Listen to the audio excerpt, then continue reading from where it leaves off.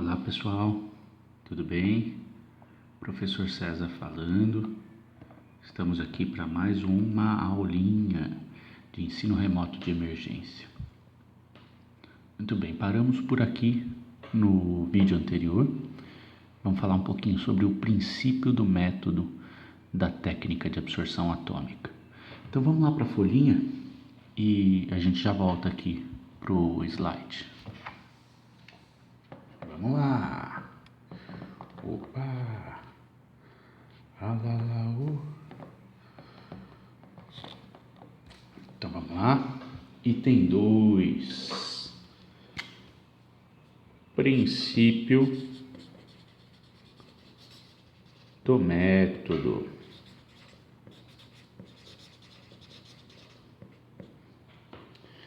Bom, eu vou descrever inicialmente, de uma forma bem simples, quais são as partes do equipamento para você entender o princípio do método da técnica de absorção atômica, ok? Então, primeiramente, aqui eu tenho uma lâmpada do elemento. Depois da lâmpada eu tenho um sistema de atomização, portanto eu tenho um atomizador. Aqui eu estou fazendo uma descrição bem genérica, que a maioria dos lugares faz. Mas nesse meio do caminho aqui, ó, eu tenho um modulador.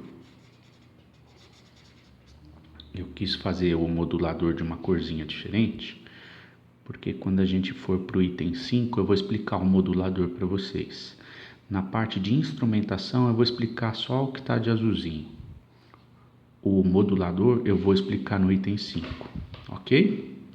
Então, todo equipamento de absorção atômica tem uma lâmpada elementar. Nós temos um atomizador. Isso depois vai passar por um tipo de barreira, um filtro, que pode ser um monocromador, certo? E aí depois vai passar por um sistema de detecção, detector.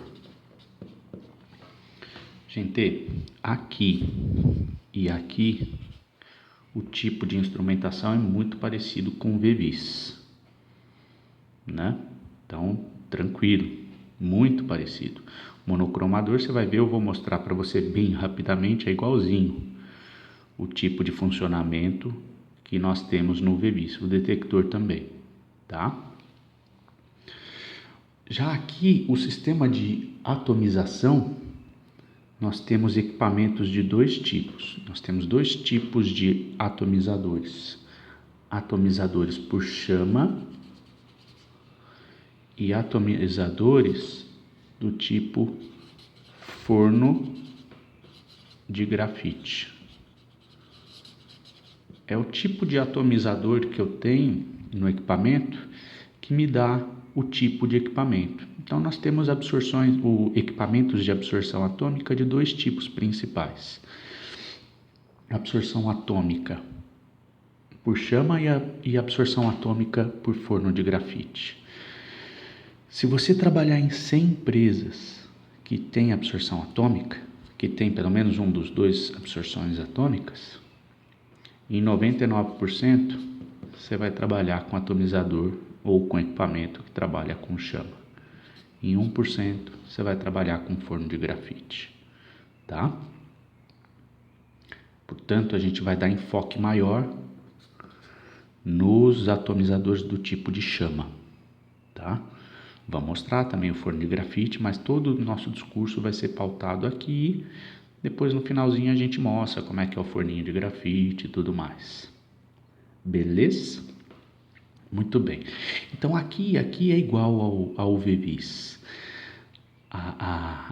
No VVIS, aqui ó, nós tínhamos um compartimento com uma cubeta, né? O monocromador era aqui atrás, né? E aqui era o compartimento da cubeta. Acontece que no VEVIS, o fenômeno que está por trás é o fenômeno molecular. Então, a ideia é preservar a amostra. Então, eu colocava a amostra numa cubeta, colocava ela aqui. Aqui não. Aqui, qual que é a ideia? Na técnica de absorção atômica, eu tenho que arrebentar as moléculas, certo? E o que eu uso para arrebentar as moléculas? A chama. Tá? A ideia é não trabalhar com molécula, é trabalhar com o quê? Com o átomo. Então, eu tenho que arrebentar as moléculas com uma chama fria, né? Vou colocar entre aspas aqui para você entender, né? Por que uma chama fria? Porque se eu usar uma chama com uma temperatura muito alta, o que vai estar por trás é o fenômeno da emissão. Ou seja, eu vou ter átomos excitados emitindo energia, e eu não quero isso. Qual que é a grande sacada aqui? A grande sacada é você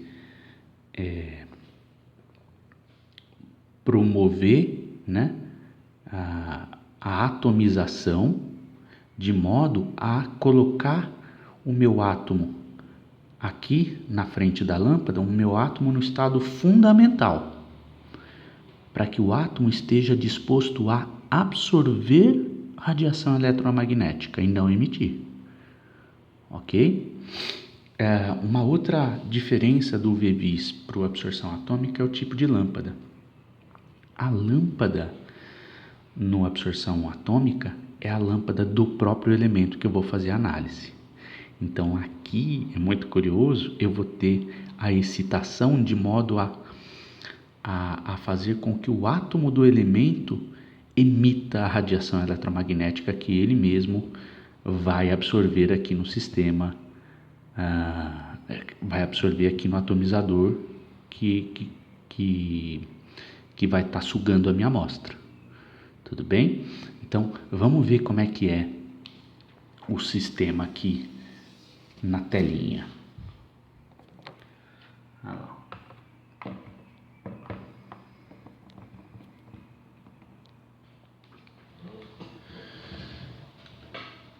Vamos lá, para ficar fácil. Então esse aqui é um sistema muito rudimentar, né? Só um desenho de como é que funciona o equipamento de absorção atômica. Eu sei que está pequenininho, mas essa figura vai vir mais lá na frente para a gente e eu vou poder explicá-la melhor, com calma. Então aqui eu tenho o sistema, a minha amostra vem aqui, diluída em água, né, ou num solvente, e aqui tem um caninho que suga essa minha amostra para dentro de um equipamento que tem a função de nebulizar a minha amostra, ou seja, fazer assim com a minha amostra, né? Então, aqui eu tenho a entrada de um agente oxidante, de um combustível, vai entrar dentro de né? Vai promover o zigue-zague da minha amostra junto com oxidante e combustível. Aqui tem um dreno para tirar o excesso de amostra, de modo a fazer esse zigue-zague para promover o momento de Guimarães Rosa aqui, né? A invenção das palavras, a goticulação, certo? Para promover, né? Para formar pequenas gotículas de amostra misturada com agente oxidante e combustível, certo? Isso tudo aqui vai para o meu queimador, né? Então aqui eu tenho o caminho óptico, certo? Tenho lei de Beer funcionando aqui, ó. A igual a E, B, C. A é a absorbância, E é a absortividade molar, B é o caminho óptico. Normalmente agora o caminho óptico é o caminho da chama. Normalmente esse queimador não tem 1 centímetro, igual na cubeta de UV-Vis. A maioria das cubetas de UV-Vis, ele tem 10 centímetros, normalmente, tá? Depende muito do equipamento. Mas eu tenho caminho óptico aqui também, eu também tenho lei de Beer aqui, tá? A igual a E, B, C. C, concentração da amostra. Tudo bem? E aqui, gente, eu tenho o que a gente chama normalmente de lâmpada de cátodo oco, né? O que é essa lâmpada de cátodo oco? Olha só que legal. Se a minha amostra é uma amostra problema de sódio, eu quero analisar sódio, o que acontece? Ela é sugada, pequenas quantidades dela, entra no nebulizador, faz aqui na chama. Aí o que acontece com esse... O que eu vou ter na chama? Eu vou ter... Ó, eu vou fazer de laranjinha aqui eu vou ter um átomo de sódio. Vamos pensar assim, ó. Então eu vou ter... né? A ideia é... eu vou ter o átomo de sódio com uma pequena quantidade de água. Essa daqui eu estou tentando imaginar a gotícula, né? Chegando aqui na chama. Aí a chama, ela é uma chama relativamente fria. O que ela vai ter capacidade de fazer? Ela vai conseguir tirar essa água que está aqui, né? E aí eu vou ter o átomo no estado fundamental. Cada elétron no seu devido lugar, certo? No estado fundamental, na frente da lâmpada. Na frente da lâmpada. E aqui, a lâmpada... Curiosamente, ela é feita do metal que eu estou fazendo análise. Então, se eu estou fazendo análise de sódio aqui, eu boto aqui uma lâmpada de sódio. Daqui a pouco eu vou mostrar o funcionamento dessa lâmpada, tá? Eu vou entrar no detalhe de cada parte do meu equipamento. E aí, meus amores, a lâmpada de sódio é muito legal. Você lembra lá do espectro de sódio que a gente viu em vídeos anteriores? Muito bem. Ele emitia... Quando você olha lá o espectro de emissão e de absorção, né? Aqui ele pegava aqui uma faixa bem escura perto do laranja, depois tinha uma faixinha menos escura no amarelo e outras aqui perto do azul.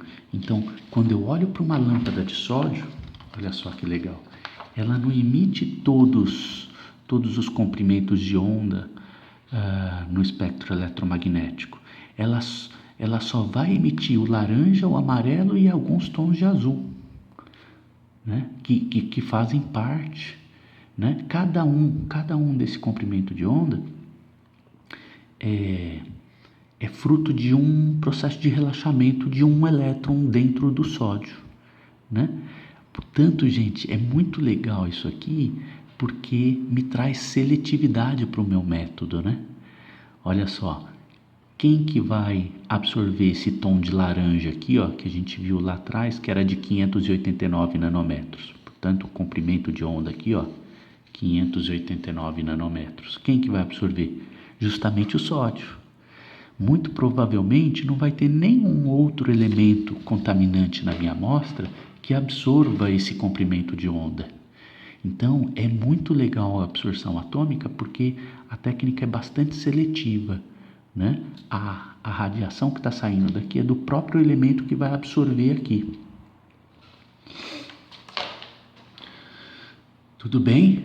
Aí, é claro, aí eu tenho aqui a intensidade de emissão, né?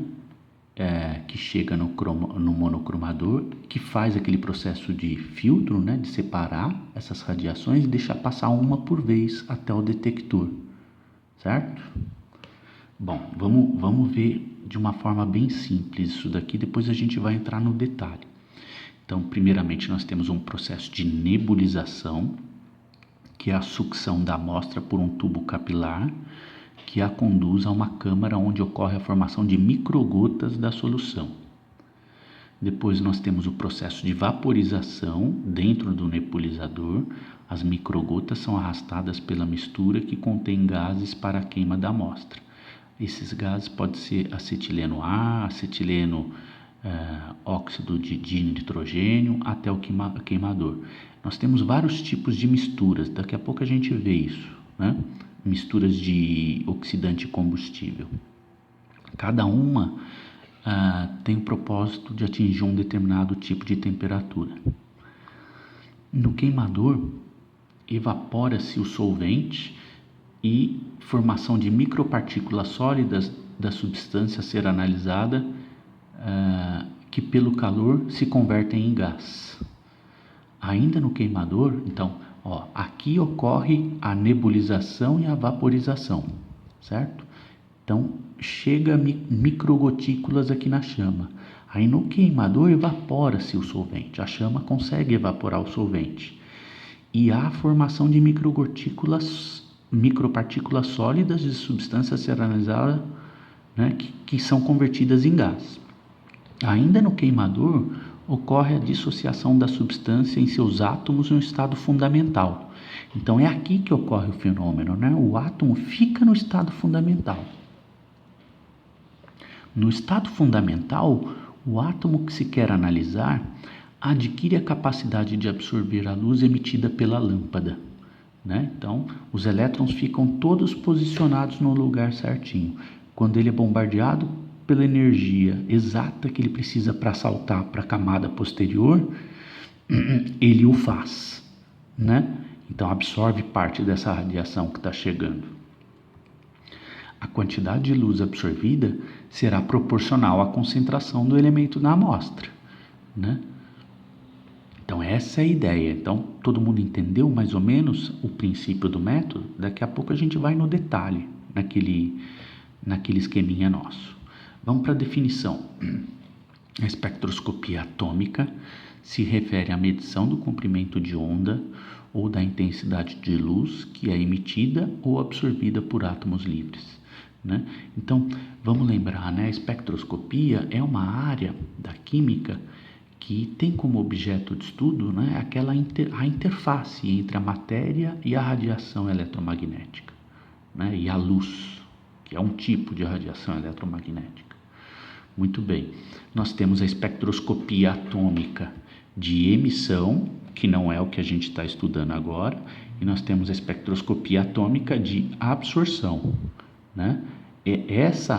A espectroscopia atômica de absorção ocorre fundamentalmente porque eu tenho átomos no estado fundamental na frente da chama, aptos a receber radiação eletromagnética, a absorver radiação eletromagnética. Por isso, absorção atômica, certo?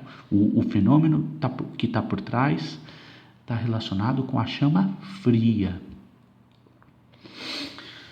Muito bem, aí ó, a figurinha melhorzinho, tá?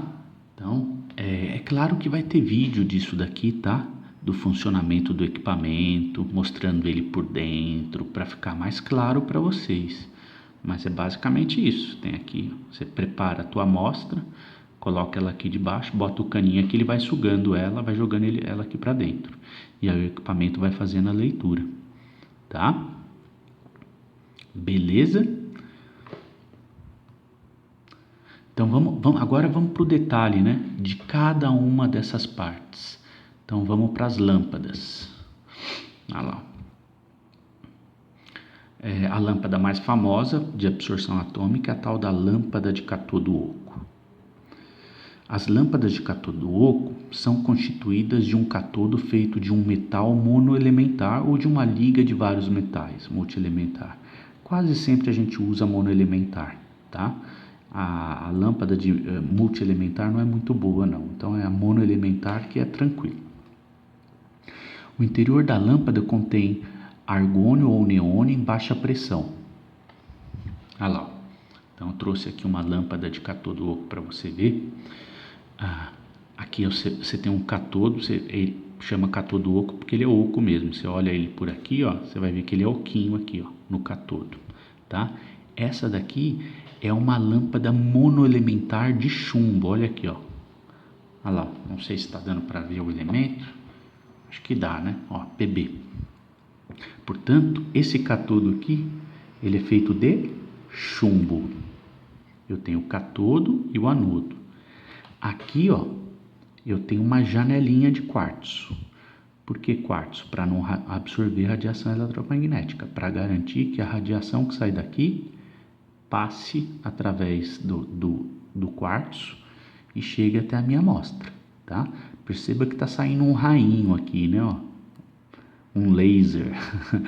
Na verdade, é a radiação emitida pelo chumbo, tá? Não dá para ver, acho que no vídeo, mas tudo bem. Considerações a respeito da lâmpada de cátodo oco, né? Como é que é? Então tá aqui, ó, um esqueminha dela. Você tem aqui um sistema de contatos elétricos, pino de alinhamento, né? Contatos para o código do elemento. E aí você tem o tipo de material é Pirex, né? Você tem o cátodo oco, o anodo. Você tem esse material muitas vezes que vem aqui na lâmpada, que é um substrato presente em alguns modelos de lâmpada de cátodo oco para absorver gases residuais contaminantes. E aqui a janela de quartzo.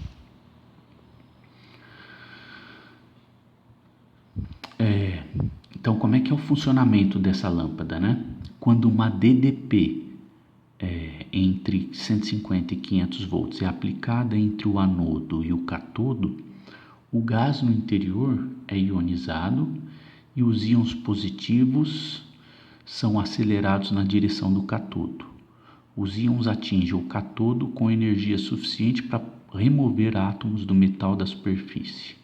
Ó, então olha lá.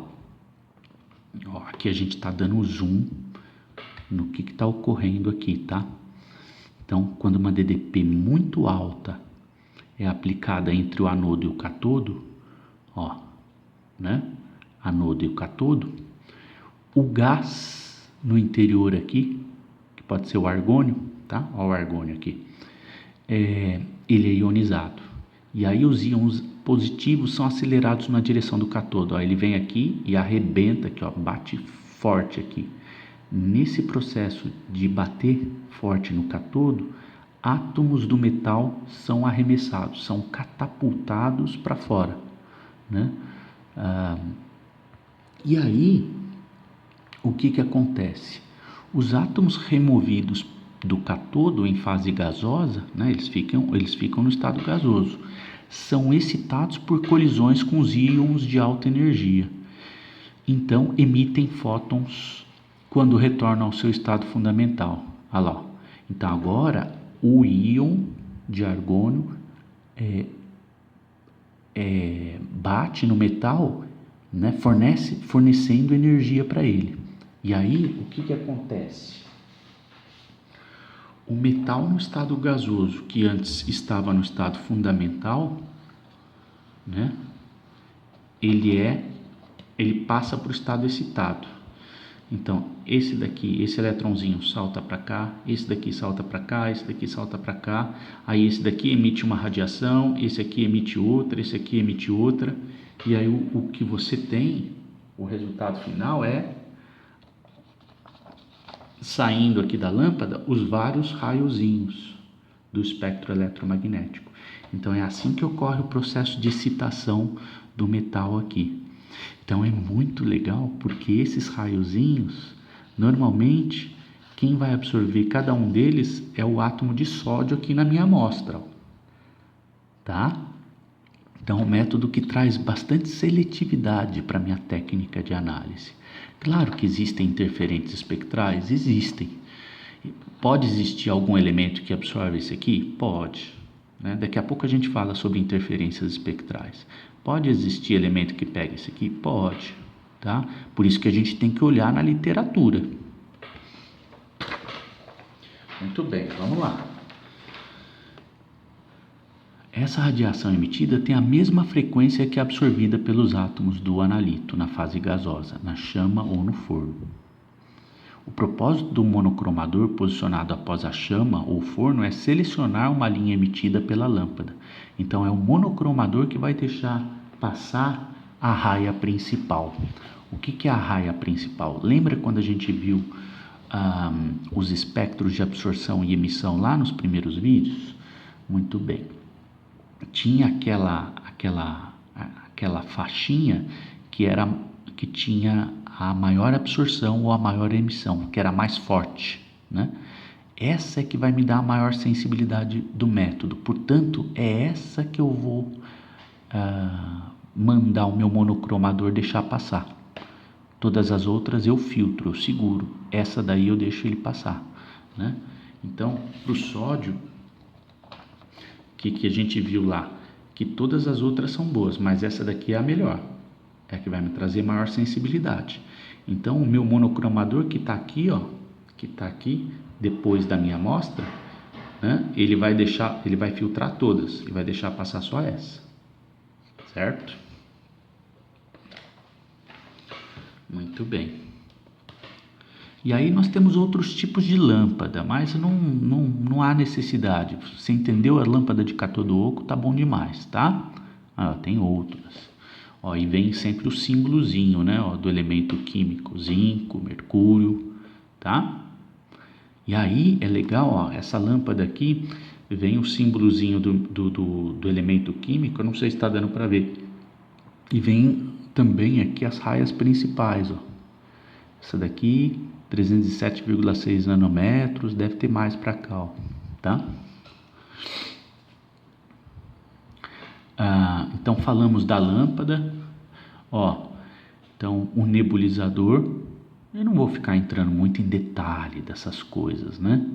Então tem aqui a entrada de combustível, de agente oxidante, tem a mangueirinha, o capilar que pega a minha amostra, né? Você tem aqui um sistema de purga, né? Um dreno, tudo bem? E aí você tem um sistema para fazer aqui, ó. Essa daqui é a minha cabeça do queimador, tá? Esse aqui é o meu caminho óptico, ó. Ó. Então esse aqui é um esqueminha, esse aqui é a foto real do equipamento, ó. Por aqui chega o feixe de luz que bombardeia a minha chama de assim, ó. Tá vendo? Vai ficar mais claro nos vídeos, quando vocês forem assistir. Esse aqui é uma foto do equipamento, esse aqui é o esqueminha dele. Principais tipos de atomizadores, né? Então, o que a gente viu? Ó, a gente já mostrou o funcionamento da lâmpada, o sistema de atomização por chama, né? Quais são os principais tipos de atomizadores? A gente está aqui, né? Nós temos o por chama, que é esse aqui, e nós temos atomizadores sem chama. E aí, o atomizador sem chama é por vaporizador eletrotérmico em forno de grafite, que é um forninho assim, ó. Você enfia a amostra por aqui, ó. Aqui tem a janelinha de quartzo, enfia a amostra por aqui. A lâmpada bombardeia aqui o forninho. A tua amostra no meio do forninho aqui, ela absorve a radiação eletromagnética e a luz passa por aqui para chegar no detector. Tá? Com os vídeos vai ficar tudo mais claro. Ó, perceba que eu não estou dando enfoque no forno de grafite, eu só mostrei ele aqui, mostrei que tem dois tipos de atomizadores, mas eu vou dar enfoque maior aqui, ó. Bom, o que acontece, gente? Nós podemos controlar, o equipamento consegue controlar a temperatura da chama. Isso é fundamental, por quê? Para que não haja o processo de emissão, ou que a gente consiga minimizar o processo de emissão. Então, conforme a mistura que eu vou botando lá no meu equipamento, né? Então, se você olhar lá o equipamento atrás dele, tem os cilindrões, né? Com os combustíveis, com metano, com propano, com hidrogênio. Então, conforme o tipo de mistura que eu faço, eu consigo atingir diferentes temperaturas, ó, desde lá 1700 até 3200. Acho que chega até mais. Esse daqui fiz um recorte de uma tabela para você ver. Tudo bem? Monocromador e detector. Gente, eu não vou parar nisso aqui não. Você tem a fonte, você tem o sistema de atomização. Ó, o monocromador, vocês já viram como é que funciona. O sistema de espelho, aí você tem isso aqui que gira, né? Isso aqui é igualzinho do Vevis e deixa passar aqui pelo buraquinho um comprimento de onda por vez, tá? Ó, tem esse esqueminha. Se você quiser olhar lá nos slides de UV-Vis, esse monocromador que existe no absorção atômica é igualzinho o monocromador do UV-Vis, tá? E o sistema de detecção eu também não vou ficar entrando, né? Por quê? Porque o sistema de detecção por fototubo é igual também, tá? Olha lá, ó. Chega aqui, aí você tem um sistema de catapulta elétrons, aí você tem geração de fotocorrente, é um tubo fotomultiplicador, tá? Igualzinho o do VMIS. Ou fototubo ou fotomultiplicador, que foram os dois tipos que a gente viu. Agora chegamos na operação do aparelho. Vamos parar por aqui o vídeo, que já deu 30 minutos e 13 segundos, 14, 15, 16. Então, continuamos daqui no próximo vídeo. Beijo, beijo. Tchau, tchau.